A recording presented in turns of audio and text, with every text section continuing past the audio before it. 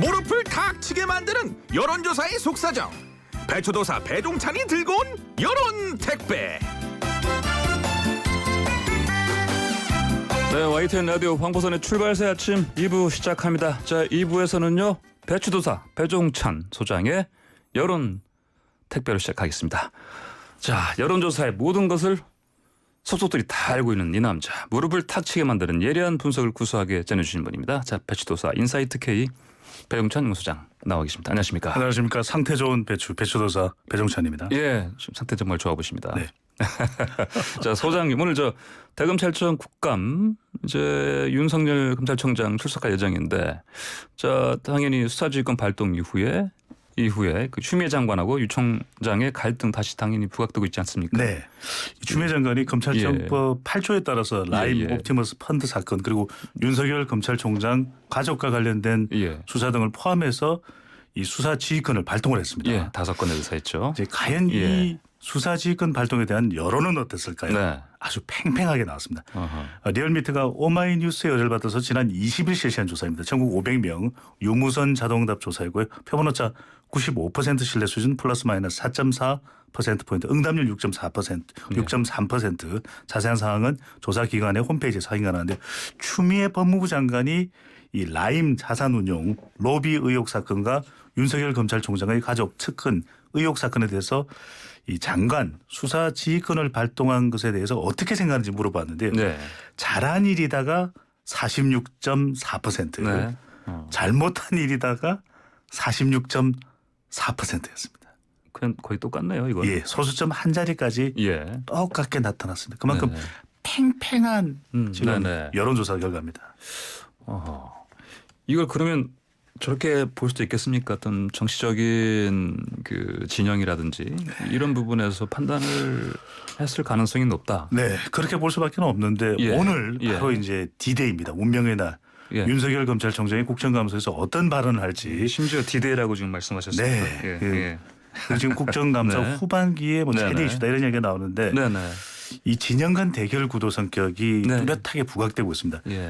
이 추미애 장관의 수사 지휘권 발동에 대해서 더불어민주당은 지지층의 10명 중 8명 정도가 잘했다. 국민의힘 지지층은 10명 중 9명 정도가 잘못했다. 진보층에서는 10명 중 7명 정도가 잘한 일인데 보수층은 정반대였습니다. 중도층은 잘못한 일이라는 의견이 조금은 더 높았습니다. 그래요. 자, 다음으로 저 부동산 이슈 좀 볼까요? 네. 서울 지역 중심으로 전세 대란, 전세 난민 표현 등장하는데 이게 어떤 상황입니까? 이게 상당히 강한 표현이거든요. 대란, 난민. 이 서울 지역과 몇몇 수도권 지역을 중심으로 발생하고 있는 현상인데 황보선 진행자께서도 주변에 혹시 이야기를 듣고 계신지 모르겠습니다. 전세 구하기 어렵다. 네. 이사철인데 전세를 구하기가 이 어려운 상황이 되면서 세입자들이 집을 구해서 동분서주하는 현상, 이걸 전세 대란으로 설명을 하고 있습니다. 그러니까요. 실제 이제 대란이라고 할 수 있는 상황인지는 모르겠어요. 그런데 이제 전세 매물 자체가 워낙 없고 뭐 테스 형에게 물어봐야 되나 뭐 이런 또 풍자까지도 나오는 상황인데 한 집에 여러 명의 예비 임차인이 몰려들어서 추첨을 하는 경우도 발생하고 있다 그러고요. 집주인은 이제 세입자가 집을 둘러보고 가면 방역을 해야 되는 거죠. 그래서 집 보고 가는 세입자에게는 방역비 5만 원을 받고 있다. 이런 이야기가 나올 정도다 보니까 전세를 구하지 못해서 발을 동동동동 구르는 세입자를 또 전세 난민으로 표현을 하고 있습니다. 그러니까 자, 지금 뭐 이거 부동산 이슈 이야기 나오기 전에 방금 전에 그 수사지휘권 발동에 대해서 이제 국민 여론 이제 거의 똑같다 말씀하셨는데, 지금 방금 청취자분 가운데 4351번님께서 주신 메시지가 있습니다. 한번 좀 왜 그러신 건지 한번 보시죠. 리얼미터까지도 팽팽하게 나오다니 라고 이렇게 보내주셨습니다. 그만큼 이게 이 여론 수사지휘권 발동에 대해서 국민들도 이제 판단하기가 사실 어려운 거죠. 이게 두 번째 발동이기 때문에 과연 이걸 어떻게 받아들여야 되나. 또 이제 윤석열 검찰총장 이제 가족 측근 수사도 이제 포함이 되어 있기 때문에 이거 검찰 개혁을 위해서는 정말 필요하다. 이런 여론도 있는 반면에 이거 두 번째나 이게 두 번이나 수사 지휘권을 발동한 건 좀 과한 것 아니냐. 이런 여론이 진영한 대결 구도가 되는 거죠. 어느새 라임 옵티머스 의혹이 이렇게 쭉 검찰 수사의 신뢰성 문제, 신빙성 문제로 이어지다가 이제는 여야 간의 격돌 그리고 이제 가장 최근 시점인 어제 오늘 이렇게는 추미애 법무부 장관과 윤석열 검찰총장의 대결 구도 심지어는 중상모략 이런 또 단어까지도 나와서 이렇게 여론이 팽팽하게 나왔을 가능성이 상당히 있어 보입니다. 예. 저 방금 4351번님처럼 그 방송 들으시면서 의견 있으신 분들은요. 샵 우물정자 0945번으로 50원 유료 문자입니다. 문자 보내주시면 됩니다. 네, 배추처럼 싱싱하게 답변을 드리겠습니다. 네, 자 다시 또 부동산 이슈 넘어가죠. 그 경제수장인 홍남기 경제부총리 겸 기획재정부 장관이 이제 이분 자체가 또 전세 난민이다. 예, 이런 얘기 있지 않습니까? 그래서 그러다 보니까 내가 홍남기다 이런 패러드까지 좀 나오고 있습니다. 어색해지는 상황인데 그만큼 홍남기 경제부총리에 대한 인지도는 또 상당히 높아졌습니다. 인터넷 사이트에 아파트를 보기 위해 줄을 서 있는 세입자 사진에 홍남기 경제부총리의 얼굴 사진을 합성한 패러디 사진까지 많이 등장하고 있고요. 부동산 관련 입법을 주도적으로 발표를 했었던 이제 홍남기 부총리이기 때문에 최근 이제 홍남기 부총리가 전세 난민으로 비치면서 비슷한 상황에 있는 세입자들이 나도 홍남기다 해시태그 뿅뿅뿅 이렇게 달고 있는 현상이 나타나고 있습니다. 그러니까 홍남기 이 부총리 이 상황은 잘 알려져 있지 않습니까? 본인 집은 이 세입자가 전세 연장 청구권을 발동했기 때문에 팔 수도 없고 본인이 살고 있는 전셋집은 집주인이 들어오겠다. 이렇게 해서 전셋집을 구해야 되는데 참 요즘 매물이 품귀 현상이다 보니까 구하기가 쉽지 않은 현상을 가리켜서 내가 홍남기다.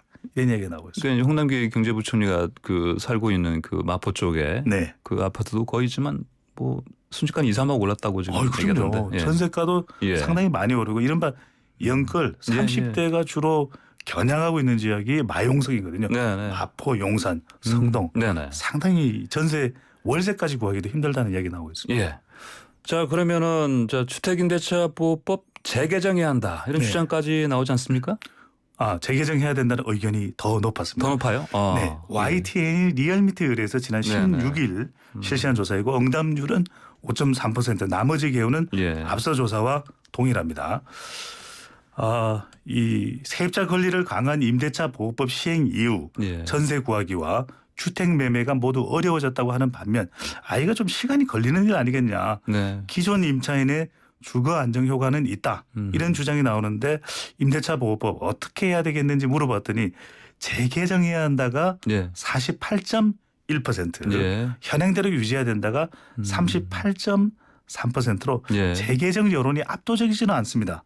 그럼에도 불구하고 현행 유지보다는 약 한 10%포인트 더 높게 나타나는데 서울이 주목됩니다. 서울은 재개정해야 된다. 54.6% 그대로 두자 28.1%였습니다. 그럼 이제 이런 상황에서 이제 방금 얘기하신 것처럼 전국적인 상황이 아니고 서울 지역에 집중된 문제이기 때문에 임차인 권리 강화하기 위한 과도기로 봐야 된다 이런 의견도 많지 않습니까? 그런 의견도 있습니다. 정부와 여당은 부동산 임대차 보호법 적용 초기거든요. 초기에는 좀 뭐 이런 현상이 있지 않느냐. 서서히 시장에 적용되기 시작하면 점차 안정화될 것이다.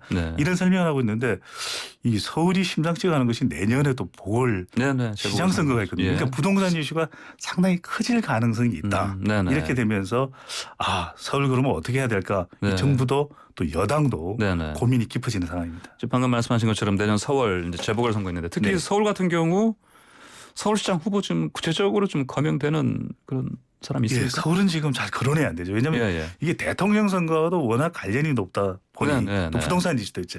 아마 부산시장 후보가 결정되고 난 이후에 좀 천천히 이길 수 있는 필승 카드를 내세울 가능성이 상당히 높을 수밖에 없는 것이거든요. 그만큼 고민의 고민.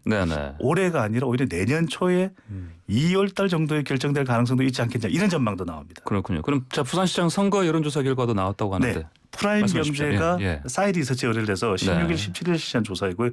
부산 1015명, 유선 및 통신사 무선 가상번호, 자동응답 조사였고 표본오차 95% 신뢰 수준은 플러스 마이너스 3.1%포인트, 응답률 4.7%. 자세한 사항은 중앙선거여론조사 심의위원회 홈페이지에서 확인 가능한데요.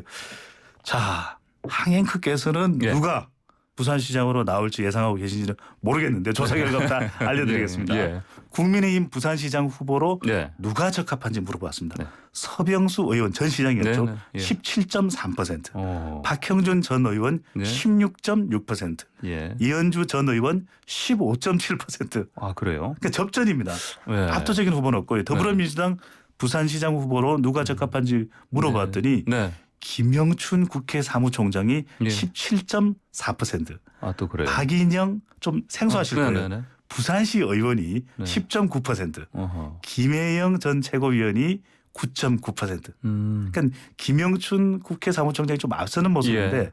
적합한 후보가 없거나 모르겠다. 네. 더불어민주당 이 거론되고 있는 인물들 중에서는 61.9%는 없다. 아직 모르겠다. 네네. 이런 응답이 높았습니다. 그러니까 선거판이 본격화되지는 않았지만 네. 서서히 달궈지는 시작 단계라 조금은 더 네. 기다려봐야 되겠습니다. 좀 마지막으로 관전 포인트 좀 네. 말씀해 주세요. 당내 경선입니다. 이게 네네. 당원까지 포함하느냐 아니면 유권자의 여론조사만으로 가느냐. 네네. 또 대선까지 미치는 영향을 고려해서 네. 당내 인사가 아닌 외부 인사냐 아니면 여성 후보를 좀 더 가점을 줬으니 이것도 중요해 보입니다. 네네. 네. 알겠습니다. 자 오늘 말씀 잘 들었습니다. 감사합니다. 네, 감사합니다. 지금까지 인사이트 K의 배종찬 연구소장이었습니다.